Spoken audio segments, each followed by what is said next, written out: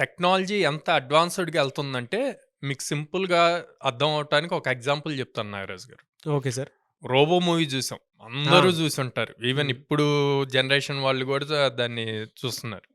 వాళ్ళకి 10 ఇయర్స్ అయినా ఆ మూవీ గుర్తుంటది. హ్మ్. ఎందుకు అంటే, ఆ మూవీలో చూపించిన టెక్నాలజీ రోబోస్. ఓకే. రోబో ఏమైందది ఫస్ట్ హీరో దాన్ని రిలేటెడ్ మొత్తం బిల్డ్ చేసి, మైండ్ అంతా క్రియేట్ చేశాక, తర్వాత అది రివర్స్ అవుతది. హ్మ్. ఓకే.